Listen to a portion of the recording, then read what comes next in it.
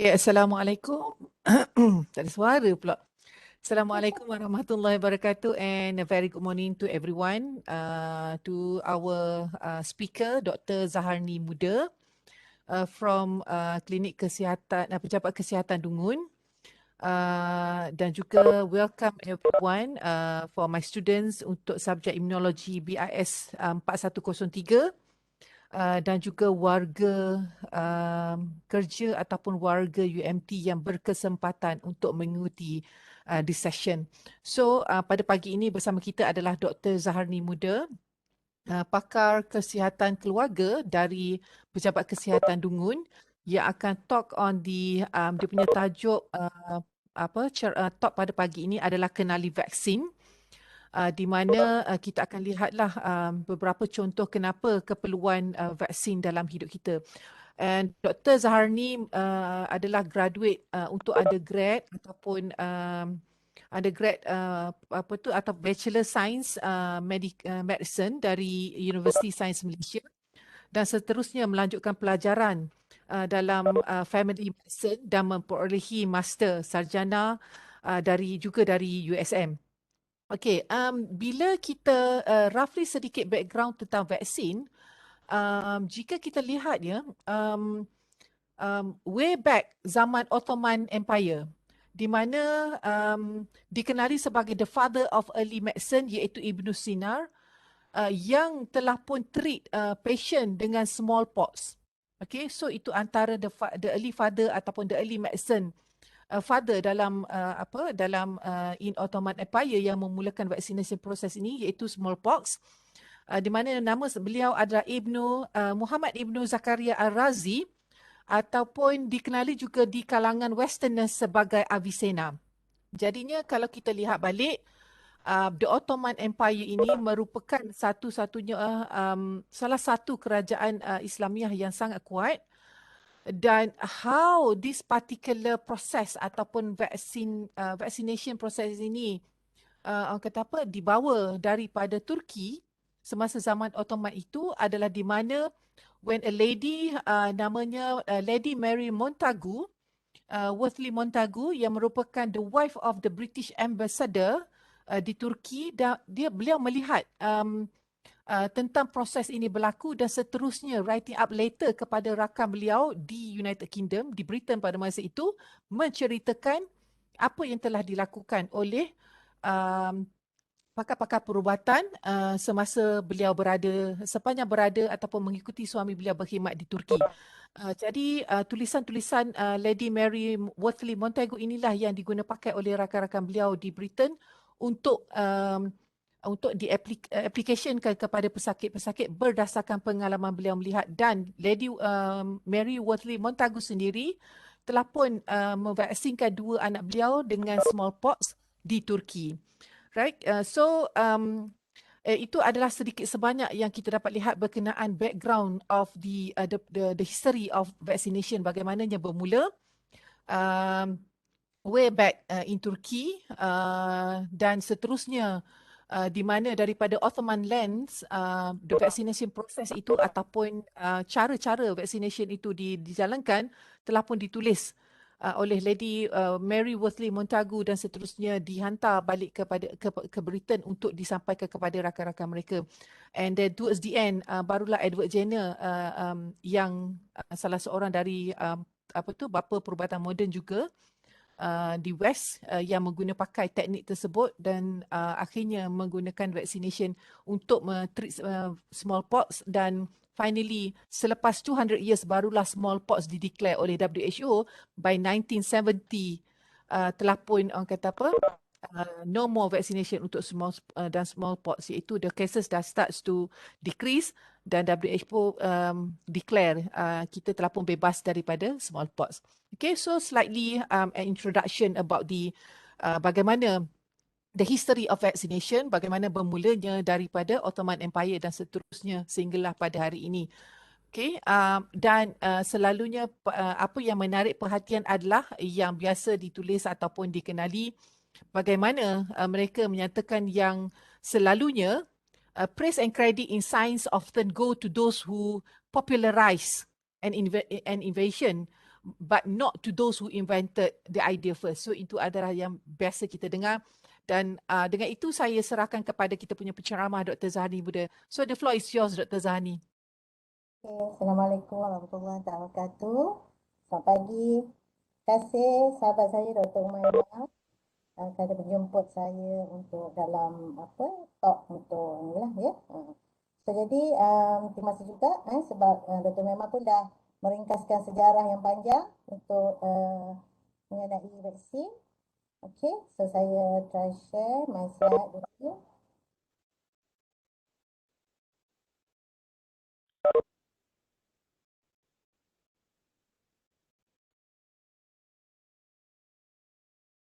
Dapat ke Doktor? Sekejap loading.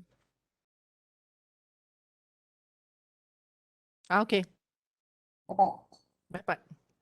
Okay.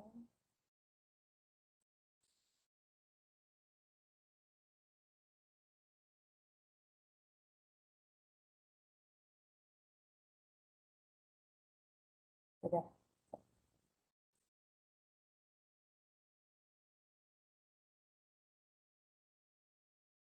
Sorry, dah tengah dah ni. Okey, jadi apa yang saya dalam ceramah ini mostly akan daripada bahasa Inggeris dan bahasa Melayu lah, campur-campur. So mostly vaksin ni akan lebih kepada berkaitan kepada kesihatan lah.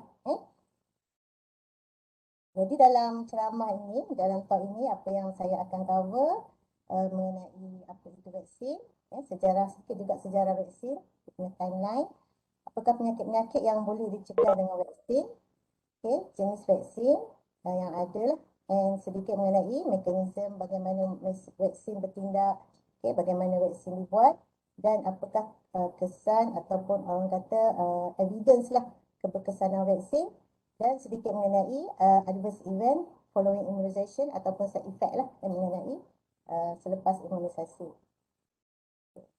So kita back to basic, the immunity. Saya rasa yang ni lagi Umaymah pun lagi pakar lah mengenai immunity kan. Secara generalnya, apa itu immunity? Ialah merupakan perlindungan yang dibentuk oleh tubuh badan melalui tindak balas di antara antigen dengan daya tahan yang ada di dalam badan individu untuk menghasilkan antibodi. So antigen ni bermaksud dia macam benda asing lah yang bukan ada dalam badan. Okay. Dan immunity ni kita boleh dapat daripada dua jenis, iaitu imuniti semula jadi dan juga imuniti buatan. Okay, so lepas ni saya akan terangkan apa lebih detail lah. Okey, so kalau secara neutralnya badan kita yang masih belum ada penyakit, bila sesuatu organism itu memasuki badan ataupun kuman lah, kita kata virus atau bakteria, so badan kita akan respond to the infection by kita punya immune response, dan the end of the tindak balas tu either kita sihat, recovery, maksudnya sihatlah dari penyakit tersebut, ataupun menyebabkan kematian, ataupun kita sihat tetapi kita ada disability, maksudnya adalah kecacatan yang terjadi, dan badan kita dah ada memory system ataupun immune memory yang orang kata dah ada di punya CPU mengenai bagaimana nak melawan virus atau bakteria tersebut. Okey, secara natural. Okey, then second time bila kita terdedah kepada penyakit yang sama, badan kita dah ada memory mengenai organism tersebut, secara langsung dia teruslah dia terus orang kata bertindak balas melawan spesifik mengenai kuman atau virus tersebut. Dan kemungkinan badan kita akan mungkin tak ada apa-apa lah, maksudnya kita sihat sedia ada dan mungkin kita tak dapat penyakit tu ataupun komplikasi dari penyakit tersebut. Jadi seperti mana yang saya pada awalnya, kita ada dua, active immunity dan juga passive immunity. Active immunity ni bermaksud badan kita akan menghasilkan sendiri antibody. Pertahanan badan tu akan menghasilkan sendiri, either daripada natural, maksudnya kita dapat penyakit tu dulu, baru badan akan menghasilkan antibody, ataupun kita create penyakit, kita beri sedikit penyakit dalam badan untuk kita punya badan membentuk antibody. Okey, tu Muslim dalam vaccination lah. Okay, passive immunity bermaksud badan kita tak ada penyakit, tetapi kita bagi badan kita ada penyakit, tetapi badan kita tidak menghasilkan sendiri antibody tersebut. Kita bagi antibody daripada luar. Terutama contoh dia maternal antibody. Bermaksud apabila dalam kandungan ibu ada jangkitan dan antibody tersebut boleh baby boleh dapatlah antibody tersebut di dalam kandungan lah. Ataupun bila dapat penyakit kita terus bagi rawatan yang antibody yang spesifik kepada penyakit tersebut. Okay. Jadi vaksinasi ini adalah merupakan artificial lah, kita kata buatan, imuniti buatan, di mana kita bagi create penyakit kepada yang tidak ada penyakit lagi dan untuk membentuk antibody, untuk membentuk tindak balas, seterusnya akan menghasilkan imuniti lah dalam badan, antibody kepada badan untuk bersedia untuk melawan penyakit. Sebab kita tahu kalau kita dapat penyakit tersebut, penyakit itu akan lebih teruk daripada kita dapat kesan daripada vaksinasi ataupun yang kita rawat lah. Okay. So, jadi apakah itu vaksin tadi? Saya rasa kita dah dapat sedikit idea lah. Lagipun saya rasa kita sebenarnya vaksin ni sebenarnya bukan benda baru. Kita sebenarnya dah terlibat dengan vaksin ni daripada kita kecil lagi. Sebenarnya kalau kita ingat masa kita kecil-kecil dulu, tanya mak ayah kita akan dibawa cocok kan? Masa kita baby dulu. So tu adalah vaksin lah sebenarnya. Badan kita dah terima vaksin daripada dulu lagi sebenarnya. Tapi dah besar-besar dah lupa kot kan?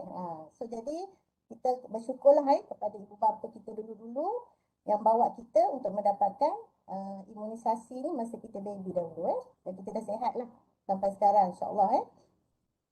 Okay. So sebenarnya jadi umumnya vaksin ni adalah merupakan ejen lah. Ejen yang akan bertindak untuk merangsang sistem pertahanan badan dan juga untuk melawan sama ada bakteria atau virus. So okay. Jadi kita tengok sikit sejarah vaksin. Tadi Dr. Umaymah sudah bercerita sedikit mengenai sejarah vaksin. Okay. So macam mana vaksin ni orang kata boleh timbul lah. Bagaimana vaksin ini terjadi. Okey. Setiap perkara tu mesti ada sejarah dia kan.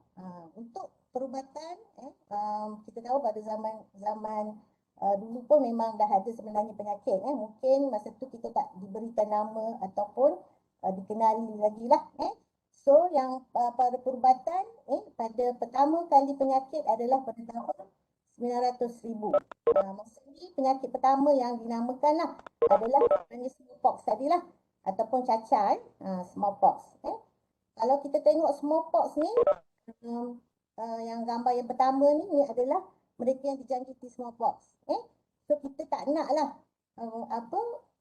kalau kita dapat penyakit macam ni, macam mana kita nak hidup, macam mana kita nak melalui kehidupan lah orang kata. So semua orang memang tak nak penyakit macam ni. Jadi untuk orang kata merawat, di mana kita nak cegah penyakit tersebut, jadi para saintis semua mengkajilah bagaimana untuk membentuk perawatan dan membentuk vaksin.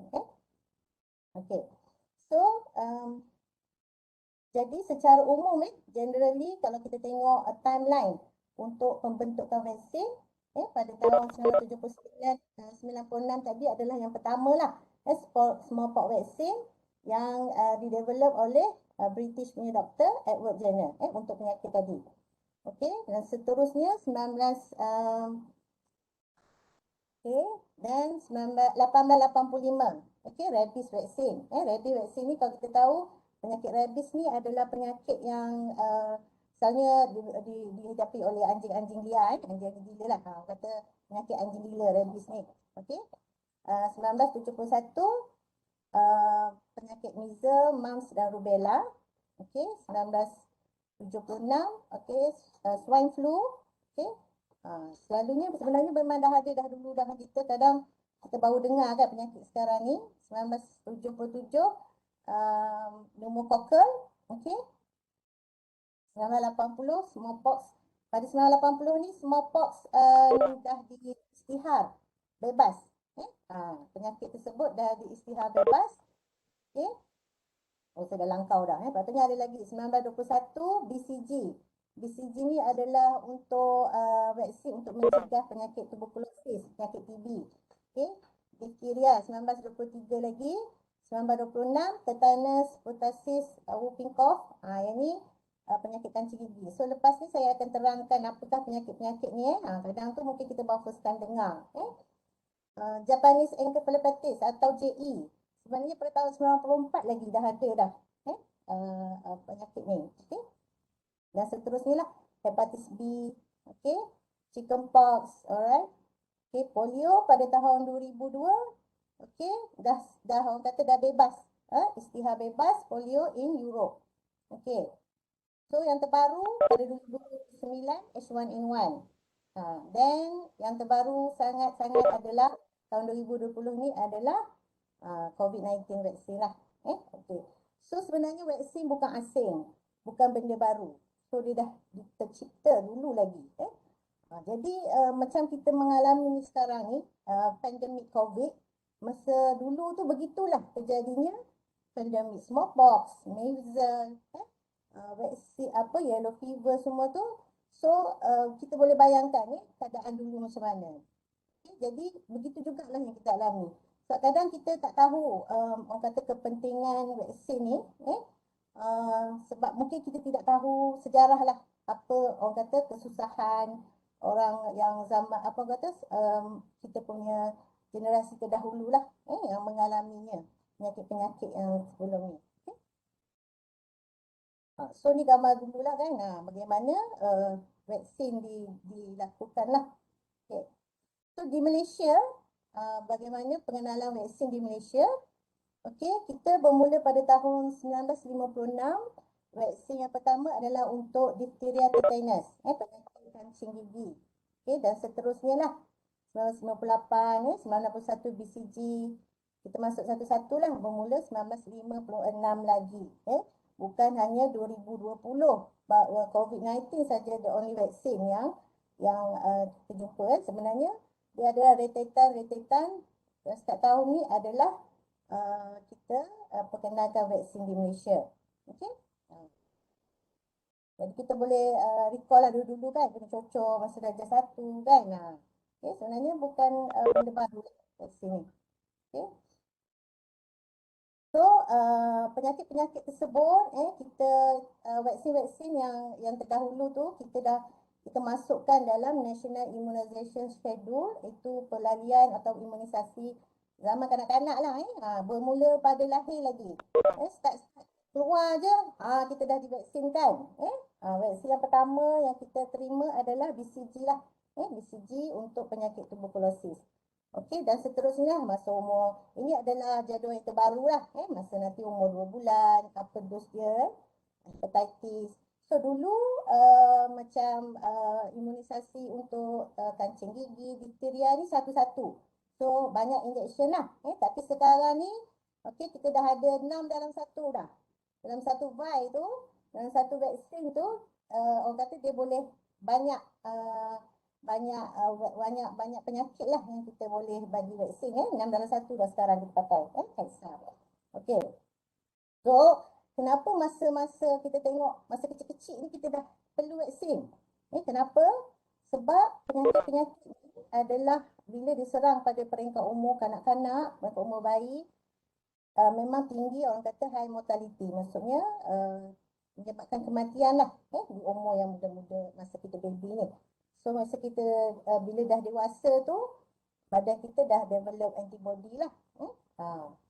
Okay. So ada spesifik negeri juga yang perlu vaksin. Contohnya macam JE ni hanya untuk di Sabah dan Sarawak. Sebab kat situ lagi banyak lah kes-kes ataupun orang kata risiko untuk mendapat penyakit JE ni. Okay. Jadi vaksin kalau kita tengok bukan untuk kanak-kanak sahaja. Dalam imunisasi schedule, sebenarnya kalau kita nak pergi mana-mana pun, kadang kita perlu ambil vaksin. Kita nak travel mana-mana. Asing lah sebenarnya vaksin ni. Setengah negara tu dia perlukan vaksin tertentu secara dekatnya yang kita lihat kalau kita nak pergi haji dan umrah wajib kena ambil vaksin meningococcal. Ni sebelum COVID kan. So sekarang ni bila dah musim COVID wajiblah meningococcal ni wajib diambil dengan vaksin COVID. Sebab kenapa perlu kita kata sebab itulah risiko penyakit tersebut masih ada bila kita pergi ke tempat negara-negara yang tertentu. Dan dicadangkanlah untuk kita ambil pneumococcal pneumococcal untuk mengelakkan paru-paru ataupun influenza. Okay. So kalau kita nak pergi mana-mana tempat selalunya kita galakkan untuk kita kena tahulah negara mana yang kita nak pergi, penyakit apa yang selalu ada dan apakah ubatan atau vaksin yang perlu diambil sebelum kita travel. So jadi kenapa perlu vaksin tadi tu kalau kita nak pergi travel? Sebab itulah ada negara-negara yang mungkin dia punya pengaliran dia air dia masih belum bersih ataupun pencemaran makanan ataupun banyak risiko nyamuk malaria ke nyamuk banyaklah kalau kita pergi ke Afrika ke apa ke ataupun memang banyak human contact makanan so kita tak tahu tempat-tempat tersebut.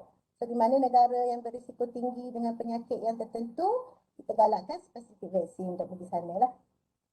Okay. Jadi vaksin dan penyakit ni memang tak boleh dipisahkan. Jadi kenapa datangnya vaksin? Sebab adanya penyakit. Kita tak ada create vaksin saja-saja je. Sebab vaksin tu dicipta kerana adanya penyakit atau virus lah. Virus atau bakteria.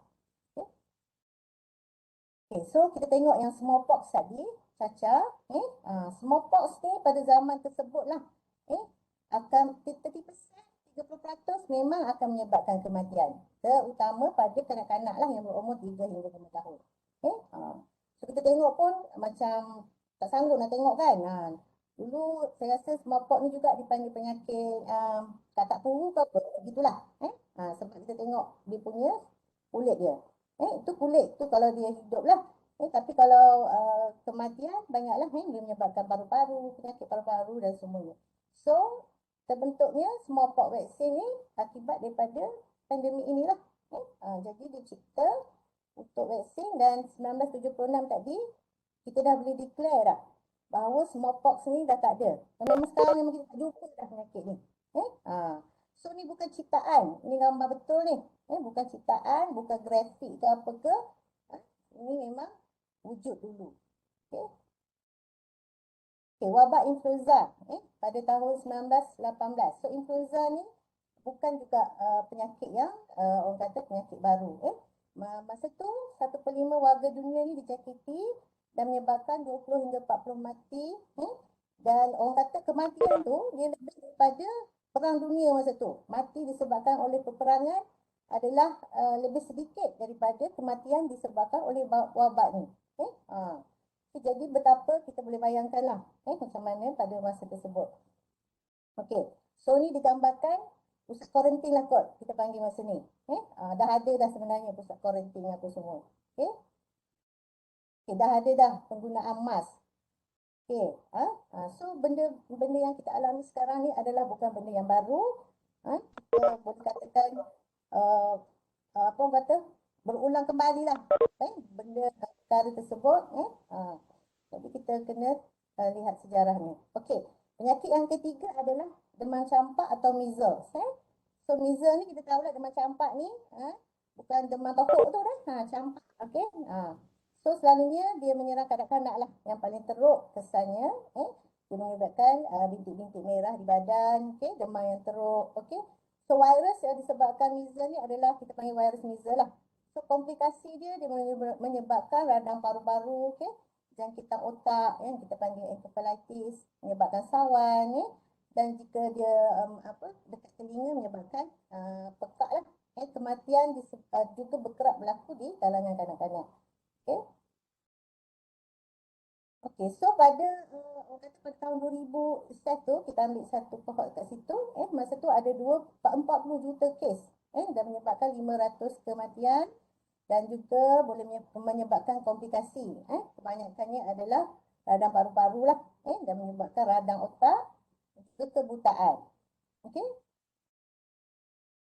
Okey, yang penyakit seterusnya adalah tetanus ataupun kancing gigi. Yang kita ambil semua penyakit ni adalah yang vaksin-vaksin yang saya cerita tadi tu adalah untuk penyakit ni lah. Untuk DPT tadi adalah tetanus lah. T adalah tetanus yang disebabkan oleh spora.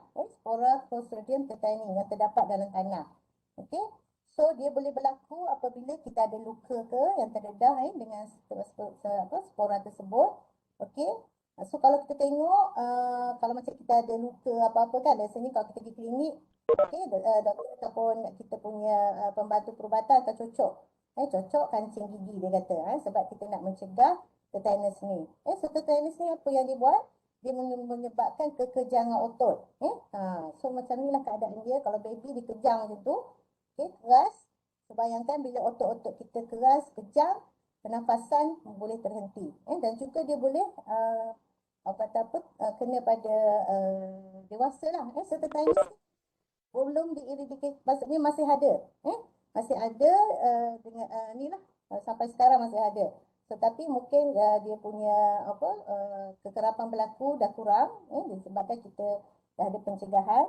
Kalau kadang-kadang kalau kita lihat waktu ibu-ibu mengandung, memang kita galakkan ambil vaksin ni, sebab kita tahu nanti kelahiran akan ada luka dan sebagainya, dan kita nak mencegahlah penyakit ini daripada terjadi. Seterusnya poliomyelitis atau penyakit polio. Penyakit polio ni disebabkan oleh virus polio lah. So kesan dia pada sistem saraf. Kalau dia boleh orang kata sihat tanpa komplikasi, so dia akan jadi bengkok macam ni lah. Kadang kalau yang teruk tu memang lumpuh dan tak boleh berjalan. Okey. So kalau dia serang pada otot pernafasan, memang akan ada masalah pernafasan dan boleh membawa kematian. Okey. Polio ni pun kita masih lagi teruskan. So kalau kita tengok zaman dulu-dulu, okey, ini adalah merupakan artificial lung ataupun iron lung dia panggil. Bantuan pernafasan sebab dijangkiti polio dan paru-paru tidak dapat berfungsi seperti biasa. So masa ni dia memerlukan bantuan lah untuk pernafasan ni.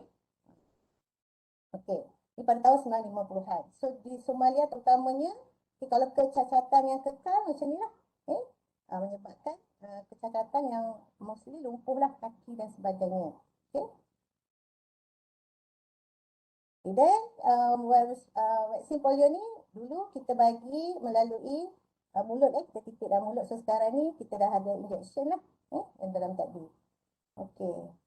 Dia bukan saja boleh menyerang kanak-kanak dan juga menyerang dewasa juga. Okay. Seterusnya kita panggil difteria.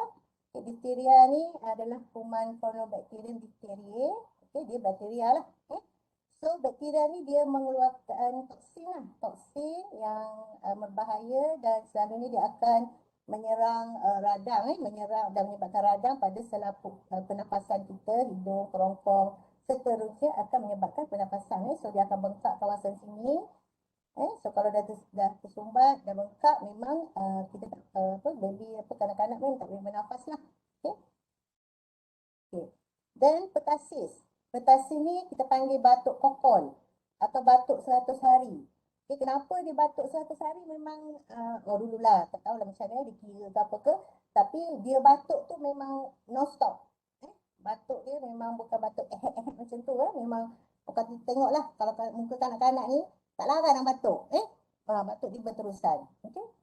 So bila dah batuk berterusan, tanpa henti dia boleh menyebabkan kebiruan, oksigen tak sampai dan seterusnya menyebabkan kematian. Okey, penyakit TB. Penyakit TB ni pun bukanlah asing. So kita tahu kan penyakit TB ni selalunya dia akan menyerang paru-paru lah. Tetapi masa kanak-kanak, kenapa kita tekankan vaksin semasa kanak-kanak ni? Sebab kuman TB ni kalau dia berjangkiti kanak-kanak, dia boleh menyebabkan TB meningitis ataupun radang selaput otak yang teruk lah untuk kanak-kanak tersebut. Dia boleh menyebabkan sawan dan kecacatan jugalah. Okey, hepatitis B.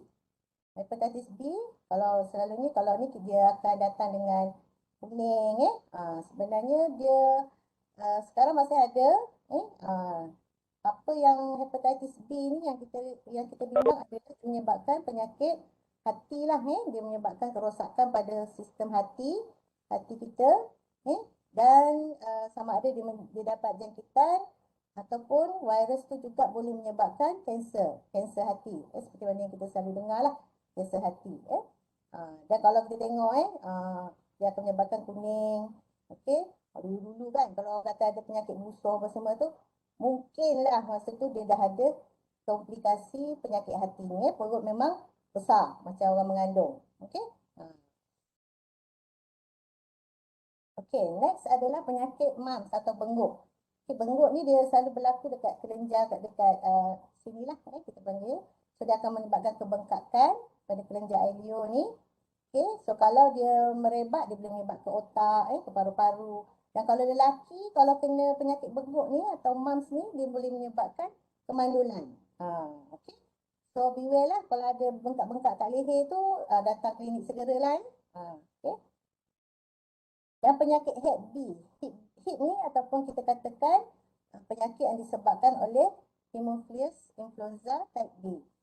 So di Malaysia 30% hingga 50% lah kanak-kanak di bawah 5 tahun menghidapi radang selaput otak ni disebabkan oleh Hep ni lah. So kesal-kesal lain dia boleh menyebabkan saluran pernafasan kita bengkak jugalah. Ini kalau kita tengok ini adalah gambar epiglottis ataupun dekat kerongkong kita lah. So yang ni adalah normal. So yang sebelah sini adalah dia dah jadi radang lah. Kita nampak bengkak dah. Nampak dah bahagian untuk pernafasan kat sini. Okay. Dan rubella. Siapa tak pernah kenal rubella ni? Okay. Nama Bella tu cantik kan, tapi rubella ni kita ni tak jauhkan lah. Kalau kita tengok dulu, kita ingat dulu kita masa zaman tingkatan berapa, kita kena cocok kan? Untuk wanita sahaja. Untuk wanita sahaja. Lelaki tak perlu. Sebab virus ni, selalunya dia akan memberi kesan kepada ibu mengandung. Okey, lelaki dia tak mengandung, so dia tak diperlukan lah orang kata untuk ambil vaksin ni. Sebab bila kalau masa mengandung ibu menerima jangkitan ini, so dia memberi kesan kepada baby.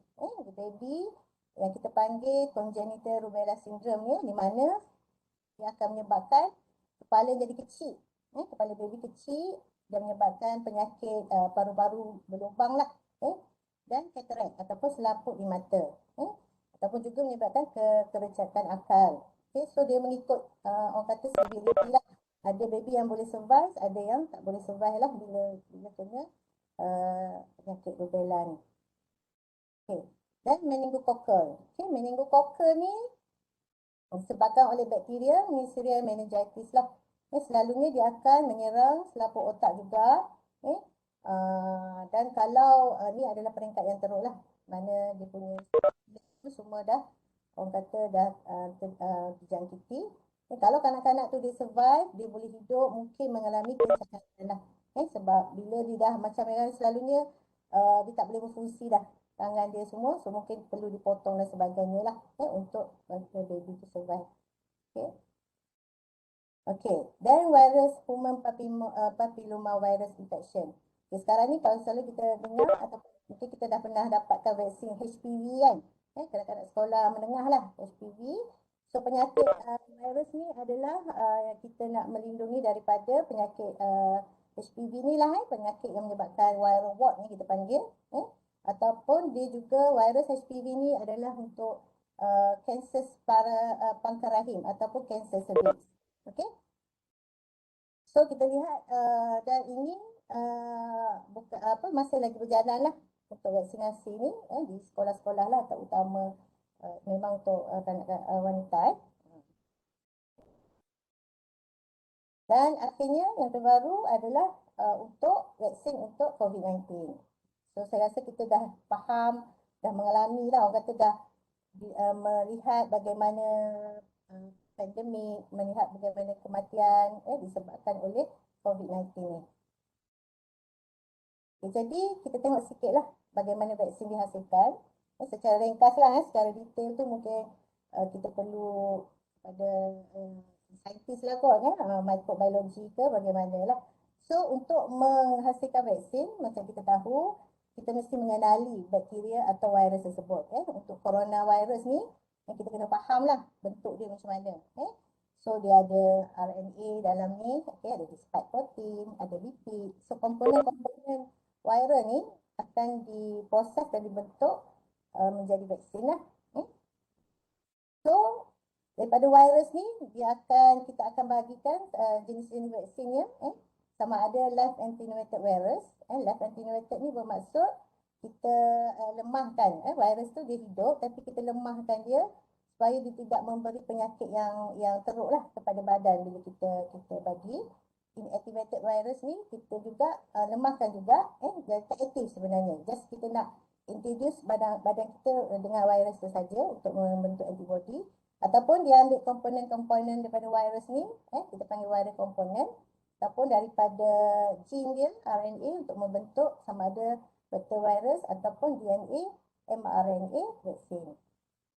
Okey, jadi jenis-jenis vaksin yang macam untuk live attenuated, contoh dia tadi, untuk BCG tadi, untuk MMR, untuk campak, measles, mumps dan rubella, yellow fever. Untuk inactivated, jenis inactivated dalam polio ni, IPV, untuk virus influenza, rabies. Okey, jenis protein subunit untuk pertussis, penyakit pertussis tadi, batuk 100 hari. Okey, toxoid dia, diphtheria, tetanus. Okey, viral vector dalam Ebola lah, kita jarang lah Ebola ni. Dan nucleic acid tu untuk virus yang sebelum ni adalah untuk Zika, Ebola, semualah. Okey, jadi kalau untuk coronavirus ni, ni ada 3 jenis lah daripada vaksin tu, either protein base, viral vector, ataupun daripada mRNA. Okay, contoh untuk nucleic acid punya adalah Pfizer dan Moderna punya vaksin. Okay, viral vector AstraZeneca, inactivated Sinovac. Okay, protein subunit ni Sanofi, GSK, Novavax ni kita tak sampai lagi lah kita. Okay, so secara ringkas bagaimana vaksin itu diproduce. Okay, so dia ada proses-proses dia. Bagaimana mula-mula sel akan di-culture, then akan dieramkan, dan akan ada proses-proses lah, proses purification, and then mungkin perlukan bahan-bahan lain untuk menstabilkan vaksin, filling dan inspection, labeling dan packaging. Sebelum sampai ke orang kata orang awam, memang mereka akan adakan trial lah, ataupun kajian-kajian macam test lah untuk bagaimana keberkesanan sebelum kita umumkan untuk kegunaan orang awam lah. Jadi di dalam vaksin bukan hanya ada active ingredient tadi, protein ataupun mRNA, vaksin juga diperlukan bahan-bahan lain lah untuk menjadikan vaksin itu stable. Contoh dia, sini dia akan masukkan sedikit aluminium hydroxide lah as a adjuvant, sebagai pemangkin lah untuk vaksin tersebut. Dan ada juga vaksin yang kita masukkan juga antibiotik di dalamnya, untuk kita menjaga vaksin tu daripada tercemar dengan kuman lain, bukan untuk kita injek antibiotik kepada orang lain, untuk menjaga vaksin tu tersebut. So memang akan ada bahan-bahan yang lain lah. Macam kita nak buat kek kan, mesti masukkan telur, mesti masukkan bahan pengair agar ia menjadi satu kek yang sedap lah kan, satu kek yang stable orang kata. Okay? So ini adalah komponen-komponen lain di dalam sesuatu vaksin tersebut. Okay, jadi setelah saya bercerita mengenai penyakit, so kita tengok keberkesanan vaksin ni sebenarnya. Okay, so dalam sejarah kita dah lihat tadi mengenai smallpox ni. So ini adalah kes sebelum vaksin measles. Measles diperkenalkan. So bila diperkenalkan, kita lihat memang banyak kes menurun dan hampir orang kata sedikit lah measles di United States pada tahun inilah, pada tahun 1950 hingga 2001 ni. Okay? Dan ini adalah smallpox, memang kita dah tak jumpa dah. Alhamdulillah kita dah tak jumpa. Kita harap memang tak ada dah lah. Okay. Secara global 1981 hingga 2010 ni Ini adalah, yang biru ni adalah liputan vaksin difteria. Okay. Ini adalah penyakit difteria. And then yang ni adalah pertussis tadi. Yang ni adalah measles. So kita lihat 1980 tadi bila kita perkenalkan vaksin, memang kita lihat penurunan. So ini bukan chatology lah orang kata, ini memang evidence lah. Kes-kes ni. Okay. So kita lihat ini adalah untuk campak secara global lah, untuk dunia lah. Ini data WHO. Okay, di mana yang ini adalah number of cases. So kita lihat bila liputan vaksin ini meningkat, memang kita lihat banyak penurunan kes. Okay. So ini adalah di Malaysia lah, kes Malaysia untuk whooping cough tadi, nama lain untuk batuk kokol tadi, polio, tetanus dan difteria. So bila kita lihat catatan ni, memang kita lihat memang daripada sebelum vaksin diperkenalkan, kita lihat memang ada penurunan.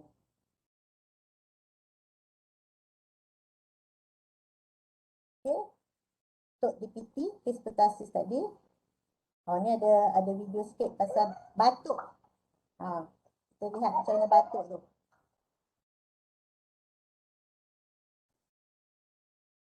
Okay.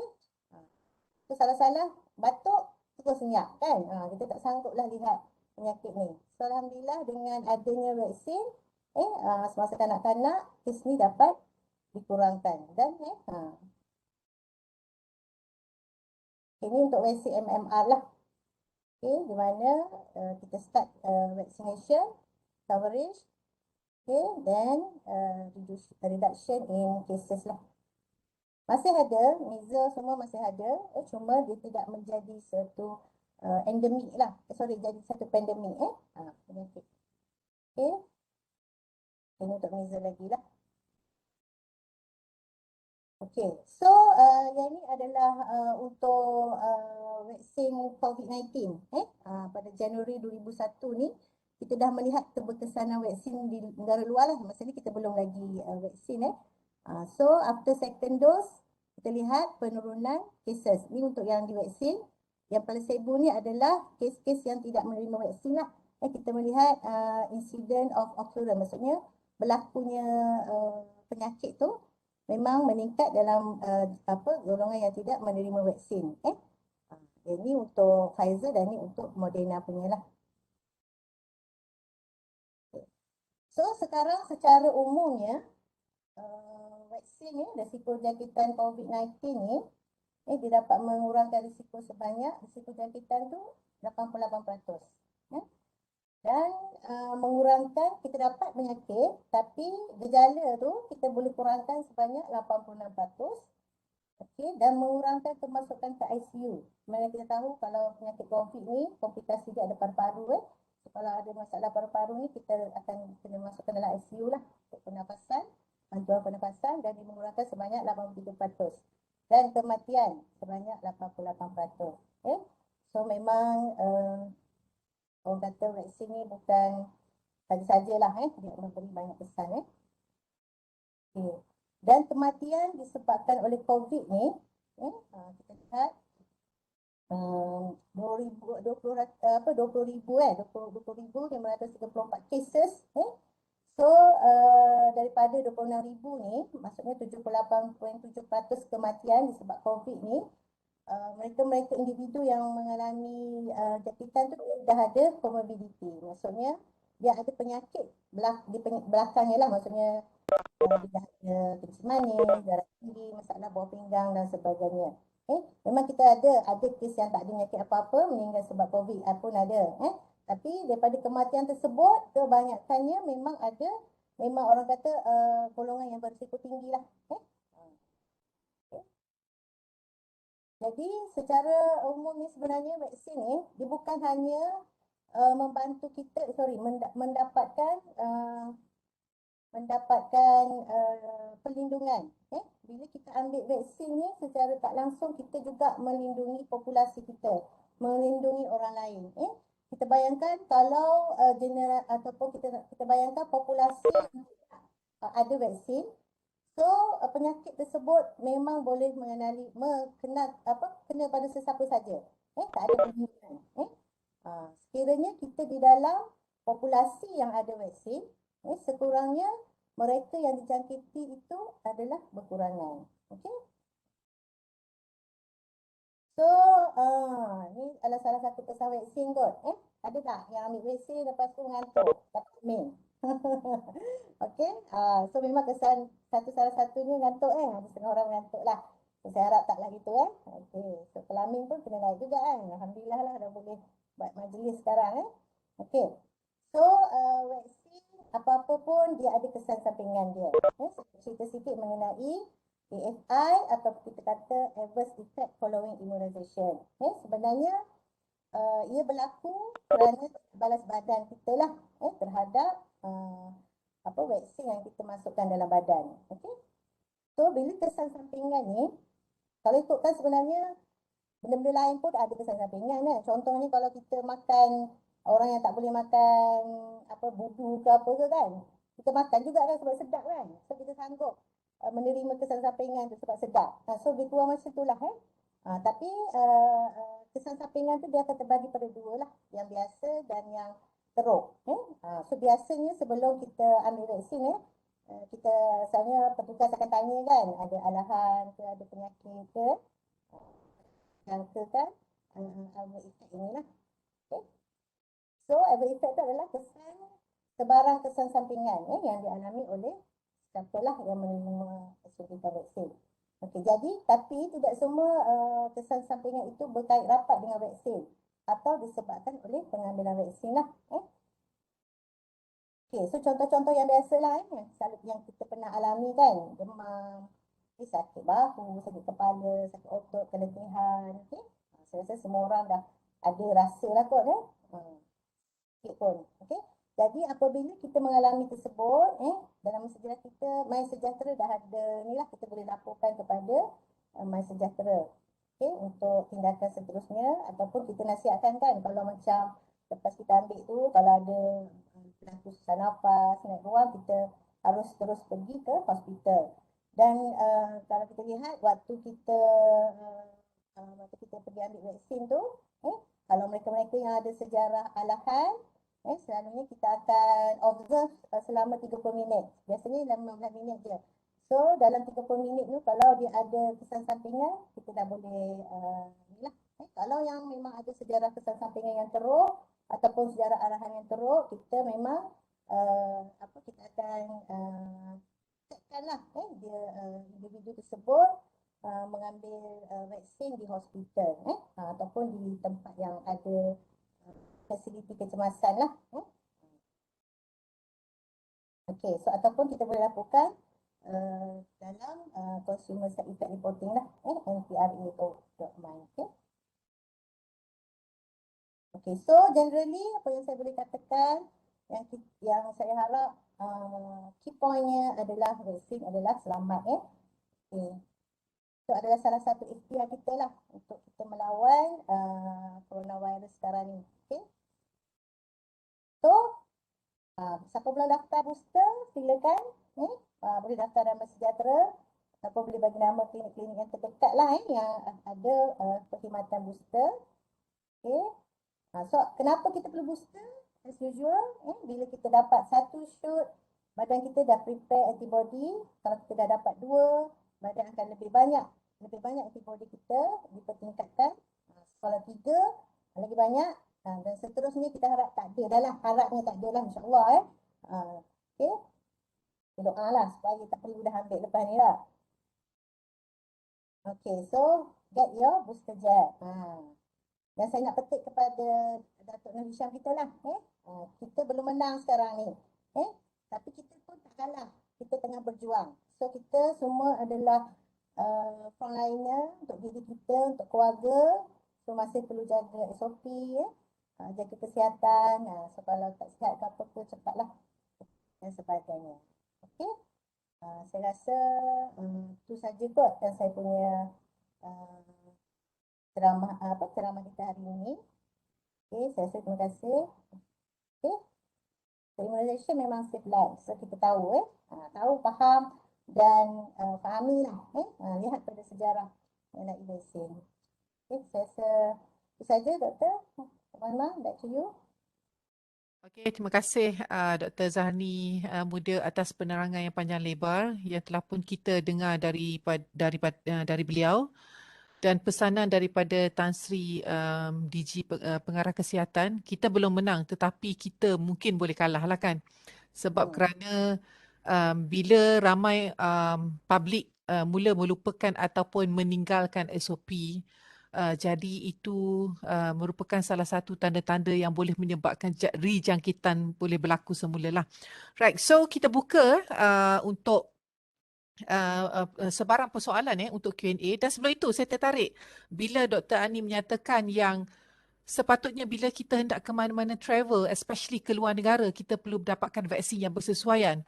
Kerana saya masih ingat bila during my study years dulu, kalau nak balik Malaysia pun dia kata please make sure you pergi dulu seek medical punya advice ke negara mana you nak pergi dan apakah vaksin yang sesuai yang perlu you ambil dan bila you balik semula ke negara tersebut supaya tidak ada apa-apa sebarang jangkitan yang you bawa daripada luar. Itu antara yang apa tu yang saya ingatlah pengalaman yang lepas. Okay, any question daripada para apa yang menyertai kita punya industri in classroom hari ini? Boleh unmute dan tanya. Okay, saya baca dulu ada dalam chat room. Salam doktor, saya ada soalan. Apa pendapat doktor mengenai pengambilan dos penggalak? Adakah kita perlu ambil?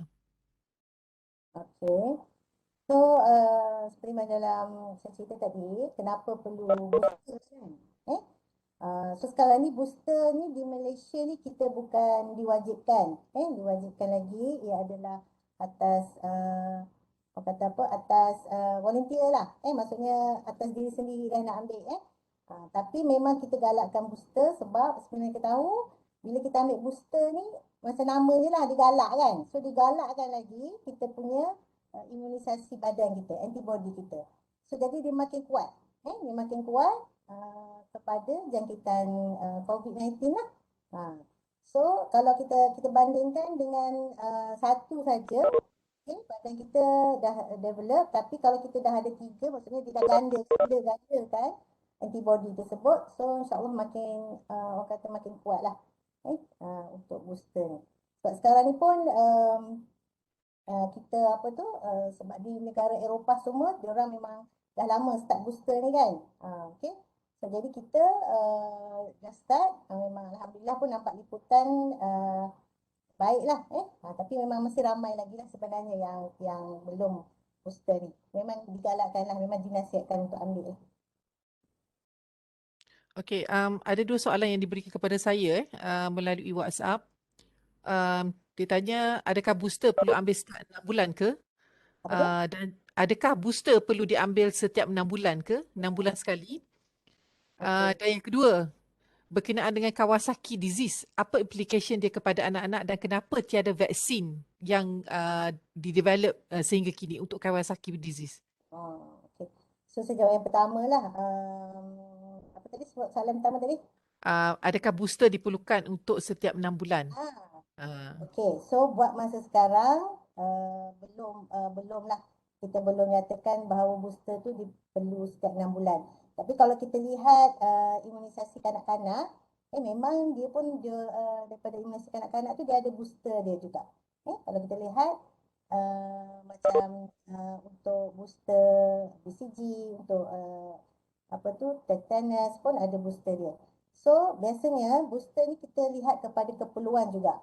Keperluan maksudnya keadaan semasa. Kemungkinan mungkin kalau keadaan semasa tu kita lihat macam sekarang ni dengan adanya apa kata apa mutation of virus, virus baru, Omicron apa sebagainya. Jadi keperluan tu masih ada dan mungkin kita tidak menafikan bahawa kalau keperluan tu perlu untuk orang kata perlu ambil lagi, walau alam lah. So kita tak tahu bagaimana sebab kalau kita ikutkan ni virus yang baru lah dan kajian pun sedang dijalankan bagaimana keperluannya lah. Tapi kita doa lah, kita doa harapnya tak perlulah kot. Kalau perlu pun mungkin macam contoh macam influenza tu kita galakkan setahun sekali ambil lah. Sebab kalau kita ikutkan virus influenza ni dia sentiasa ada. So, sekarang ni pun lepas ni pun COVID-19 pun akan jadi pandemik, maksudnya endemik, maksudnya sentiasa ada kan. So mungkin keperluan tu mungkin lah. Kita tak boleh dah bagi kata putus lah kata kan, kita tengok macam mana. Okay, untuk Kawasaki disease, Kawasaki ni ataupun kita panggil dia lebih kurang macam hand, foot and mouth, penyakit yang tu. So kalau tengok HFMD. severity dia, selalunya vaksin ni secara orang kata objektifnya adalah untuk mengurangkan severity ataupun keterukan penyakit tersebut. Kalau tengok Kawasaki dengan di negara kita, dia punya kata kejadian yang berlaku tu mungkin tak tinggi dan dia tidak menyebabkan kata kematian yang tinggi lah. So mungkin keperluan untuk vaksin tu mungkin belum ada. Jadi kita harapkan dan kadang-kadang bila penyakit tu kadang kita boleh rawat dengan perawatan biasa. Jadi mungkin keperluan tu belum diperlukan lah. Mungkin ada negara yang tinggi dia punya incident of infection of Kawasaki ni, mungkin lah tadi dah ada untuk vaksin dan sebagainya lah. Tapi untuk Malaysia, untuk secara general lah saya rasa Kawasaki ni tak seteruk komplikasinya kepada penyakit-penyakit lain lah. Okey, soalan dari chat box lagi. Pendapat doktor mengenai vaksin campuran. Vaksin Dan campuran. hmm, Untuk booster lah kan, selalunya kita booster lah. dekat. Okey. So untuk kajian ni, untuk orang kata apa, campuran tu, buat masa ni dia lihat ada kebaikannya sebab bila kita bagi jenis yang lain, badan kita akan lebih produce antibody untuk yang lain juga. Maksudnya dia ada pelbagai kan, dia ada pelbagai. Apabila virus-virus yang lain datang, kita mengharapkan badan kita pun boleh cegah lah, boleh antibody kita boleh mengenal virus ni dan boleh membentuk pertahanan badan lah. Jadi macam jadi kita tengok sebab virus pun dia boleh bermutasi, dia boleh bereplikasi dengan berbagai kan, dia ubah dia punya Structure body. So jadi bila kita introduce others yang umumnya objektifnya adalah coronavirus, tapi kita tahu coronavirus tu dia ada banyak kan, spike dia di mana ada banyak. So bila kita introduce another vaksin, mungkin badan kita akan lebih meluas lah liputan untuk dia membentuk antibody tu untuk dia ni. Jadi kalau kita harapkan virus apa pun masuk, insyaAllah lah badan kita boleh bersedia lah orang kata. Okey, soalan lagi. Doktor, bagaimana virus evolve, dia punya evolving tu menjadi lebih bahaya macam kata tadi ada Delta, ada Omicron. So basically kita tahu dia bermutation. Okey, pandangan doktor. Macam dia jadi berbahaya macam mana? Dia berbahaya macam mana dia boleh evolve lah. Okey, bertukar. Yang kita tahu dia punya structure virus adalah very simple, RNA. Dan bagaimana mutation ataupun perubahan itu boleh berlaku disebabkan oleh faktor apa. Okey, kita dengar doktor punya pandangan. Okey, saya rasa spesifik yang paling bagus adalah microbe kot sebab dia lebih kaji kepada perubahan kan. Tetapi secara orang kata umum, bagaimana virus tu ada yang bahaya dan tak bahaya kan. Jadi selalunya bahaya ni sebab bila dia jadi berbahaya tu, bila badan kita boleh nak membentuk antibody lah, maksudnya dia tak boleh mencegah daripada menjadi penyakit ataupun komplikasi. Maksudnya dia virus tu terlalu orang kata terlalu viral lah, terlalu patogen, di mana badan kita memang mungkin tak ada imunisasi lagi, antibody ataupun memori terhadap penyakit tersebut. Maksudnya tak pernah jumpa, tiba-tiba datang masuk dalam badan. So untuk develop imunisasi tu mungkin tak mencukupi lah untuk kita menghalang daripada dia lebih teruk lah. Secara genetik ke secara spesifik tu saya tak dapat nak cerita macam mana lah kot dia punya, bagaimana dia menjadi lebih, bagaimana dia membahaya lah. Selalunya macam itulah umumnya. Dr. Maimah boleh terang kot lebih detail bagaimana Oh, patogen dia, ni. dia, dia kena masuk kelas, dia masuk kelas. Okey, lepas ni kot kena cover. Ah, boleh. Okey, ada lagi soalan yang ingin dikemukakan kepada kita punya pakar kesihatan keluarga berkenaan dengan virus dan juga vaksin yang kita bicarakan pada pagi ini. Okey, para pendengar boleh mengambil peluang ini untuk bertanya ya. Kata kalau kita nak pergi ke klinik tu memang taklah kan kalau tak ada sebarang urusan, jadi boleh ambil kesempatan untuk bertanya pada pagi ini. Kalau nak tanya direct pun boleh, boleh unmute dan tanyakan kepada doktor kita. Mungkin selepas ini orang kata stay tune lah dengan topik-topik menarik orang kata untuk subjek saya imunologi pada semester akan datang. Mungkin insya-Allah jika berketepatan dengan topik yang diajar, uh, saya akan usulkan untuk industri in classroom dengan topik-topik yang lebih menarik dan kita akan cuba untuk menjemput pakar-pakar berkaitan lah supaya memberi orang kata apa pendedahan kepada semua insya-Allah supaya kerana untuk mendapatkan maklumat ni sebenarnya especially during this pandemic kita semua dah online, very easy lah. Tekan saja dan insya-Allah kita akan dapat. Okey. Ada lagi soalan untuk kepada Dr. Zaharni? Jangan lepaskan peluang ini. Student saya tak ada. Ai, kena bagi kuis ni kot eh. Oh, itulah eh. Kuih ada hadiah ramai lah kot. Ada hadiah ramai lah kot. Okey, soalan menarik. Doktor, betul ke minum air kelapa lepas vaksin boleh kurangkan keberkesanan vaksin? Um, Sebenarnya kalau kita bercakap mengenai apa ubatan lah, contoh ubatan kan, selalunya ubat-ubat ni dia akan mengalami dia akan ada fasa kajian dia, trial dia. Dia ada trial 1, trial 2, trial 3 untuk membuktikan bahawa sesuatu ubat tu, sesuatu benda tu adalah berkesan. Okey. So kalau kita lihat macam contoh kata air kelapa tadi kan. So setakat ni memang kita tahulah bagi pada saya punya ni memang belum lagi lah kot ada kajian mengenai air kelapa dengan ni kan. Tapi itu semua adalah orang kata melalui uh, kita panggil testimoni. Testimoni bermaksud pengalaman orang lain mengenai keberkesanan lah kan. Tapi kalau ikutkan nak kata 100% betul tu saya tak boleh nak kata 100% betul.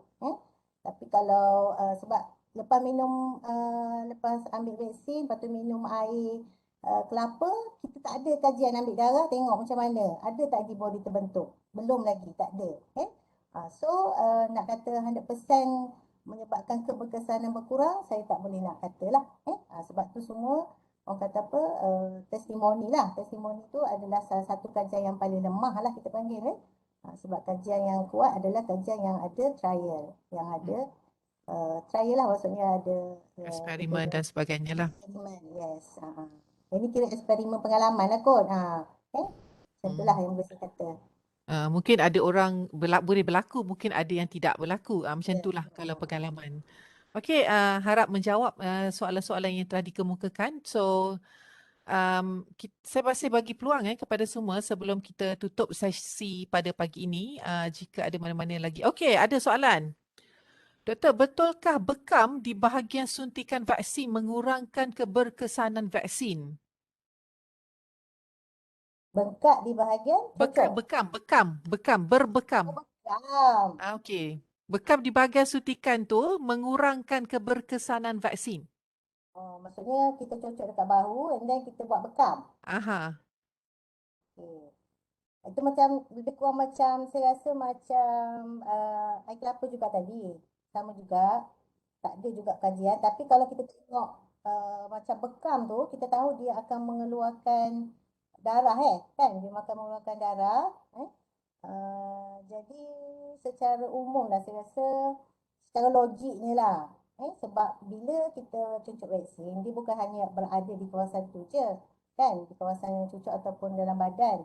Dia akan satu badan kita ada antibody, dah ada antibody. Dan bekam tu saya rasa hanya orang kata apa, kalau dia keluar darah pun bukan banyak lah kan. Darah kita ni lagi banyak daripada apa yang dikeluarkan daripada bekam tu.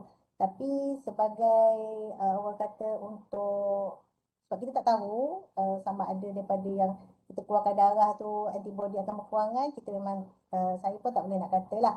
Tapi kalau logiknya macam kita dah keluarkan sedikit darah kita tu, mungkin nak kata 100% pun orang kata apa, susah jugalah.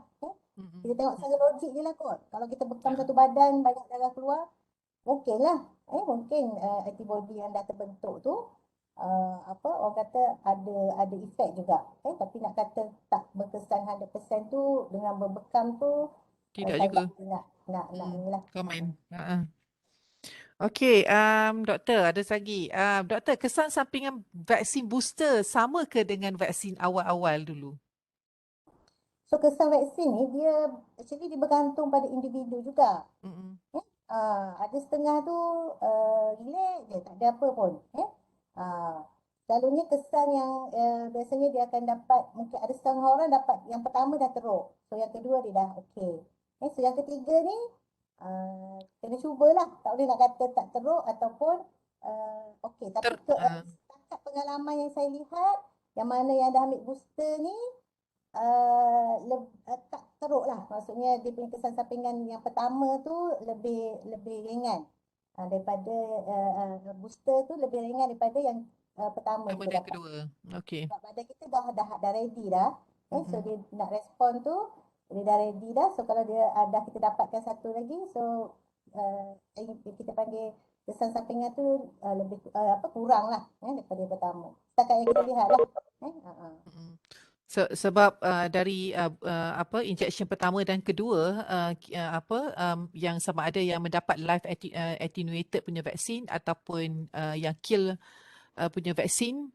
So sebenarnya that particular particles or pathogen tu kita dah masukkan supaya orang kata apa, dia dah ready untuk menerima the second. So the memory sel dalam badan tu dah ready untuk menerima the second one lah. So itu mungkin, tapi macam Dr. Ani telah maklumkan sebentar tadi, kemungkinan bergantung kepada body masing-masing juga. Jadi yang penting adalah kita pastikan kita semua berada dalam keadaan sihat untuk sebelum mengambil booster, dan juga sentiasa mengamalkan pemakanan yang sihat dan juga more or less exercise lah sedikit sebanyak supaya insyaAllah badan kita dapat bertahan untuk melawan penyakit, sama ada is either from COVID ataupun mana-mana penyakit yang berkaitan. Okay, any more last question? Oh, ada. Okay. Doktor, betul ke kanak-kanak kurang risiko untuk mendapat jangkitan virus berbanding orang tua atau dewasa? Boleh dapatkan penjelasan? Okey, kalau secara umumnya kita tengok virus-virus yang saya ceritakan yang masuk dalam kita punya National Immunization Program tu adalah virus-virus yang berbahaya pada peringkat kanak-kanak lah. Maksudnya dia lebih kesan lebih banyak. Untuk macam COVID ni, kalau kita tengok secara umumnya, kes di kalangan kanak-kanak ada, tapi dia tidak seteruk kena pada individu dewasa. Jadi sekarang ni pun kalau ikut negara Eropah, diorang pun tengah buat kajian lah untuk dos diberikan kepada kanak-kanak yang berumur 5 hingga 11 tahun lah. Sebab risiko tu masih ada lah, tapi kita prioritikan kepada mereka-mereka yang berisiko tinggi, yang dewasa lah, untuk especially untuk COVID ni lah. Kalau kita lihat memang dia lebih kepada dewasa lah, dia punya keterukan dia. Mungkin juga faktor kita punya kalender vaccination daripada baby sebenarnya, dengan pelbagai vaksin yang biasa baby yang dapat once baby dilahirkan dah dapat BCG, DTT, MMR dan sebagainya. So mungkin itu salah satu faktor yang baby tu dah ready sebenarnya, ataupun kanak-kanak tersebut dah ready berbanding kita orang dewasa yang lama dah 30 40 tahun dahulu. Betul. Itu pun juga betul lah fakta tu. Okey. Right. Okay, so jika tiada sebarang persoalan lagi, okay, last word daripada penceramah kita pada pagi ini, Dr. Zaharni Muda. Any pesanan untuk para pendengar sekalian? Saya sebagai orang kata yang frontliner lah, frontliner, kita semua frontliner, tapi kami yang melihat orang kata lebih dekat lah pada COVID ni. Saya memang memohon kepada semua warga orang kata Malaysia juga yang mendengar supaya jangan berhenti menjaga SOP.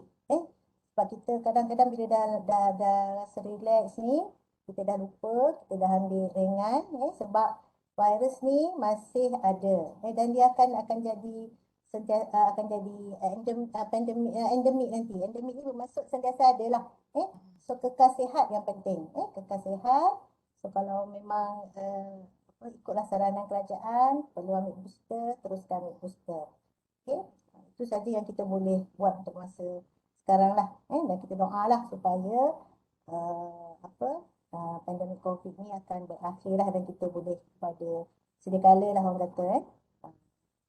Dan juga menyeru jugalah bukan hanya COVID-19 saja buat masa sekarang, tapi saya juga menyeru kepada ibu bapa yang masih ada anak-anak kecil ikutilah program imunisasi. Bila perlu ambil imunisasi, tolonglah vaksin anak-anak anda lah. Sebab kita dah lihat lah keterukan penyakit-penyakit sebelum ni dan kita tak nak sekiranya kita punya kanak-kanak ni dah ramai sangat tak ambil vaksin masa dia baby, kita takut penyakit dulu tu datang kembali dan mungkin kita akan mengalaminya macam pandemik COVID ni balik lah. So kita tak nak macam tu. So itu saja saya rasa dan saya mohon maaf lah kalau tidak mencapai apa-apa apa panggil maksud ke dalam ceramah ni ke. Saya harap dapat memberi sesuatu lah kepada semua. Okay, terima kasih. Right. So, terima kasih banyak-banyak kepada Dr. Zaharni Muda, pakar kesihatan keluarga dari Pejabat Kesihatan Dungun ya. Terima kasih banyak-banyak atas